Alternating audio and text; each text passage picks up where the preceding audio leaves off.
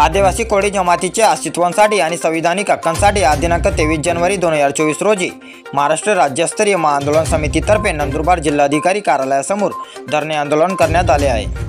आज महाराष्ट्र राज्यातील 36 जिल्ह्यांमध्ये जिल्हाधिकारी कार्यालयासमोर राज्यस्तरीय महाआंदोलन समितीतर्फे विविध मागण्यांसाठी आंदोलने करण्यात येत असल्याची माहिती नंदुरबार राज्यस्तरीय आंदोलन समितीचे भास्कर कुवर यांनी प्रसार माध्यमांशी बोलताना दिली आहे। यावेळी इंदुताई सोनीस, डॉक्टर राजेंद्र सावडे, कांतीलाल सोनीस, मनोज चव्हाण व इत्यादी उपस्थित होते। भास्कर कुवर आमची समन्वय समितीची जे आज राज्यव्यापी जे 36 जिल्ह्यात आंदोलन आहे त्या संदर्भात म्हणजे बाबासाहेब आंबेडकरांनी 342 कलमान्वये 28, 29, 30 टोकरे कोळी, ढोर कोळी, महादेव कोळी, मल्हार कोळी, डोंगर कोळी या जमातींना शेड्यूल ट्राईबमध्ये दिलेलं आहे। परंतु महाराष्ट्र शासन फक्त 10 ते 12 अनुसूचित जमातीच्या लोकांना मानतात, जवळपास 33 अनुसूचित जमातींना न्याय देत नाही।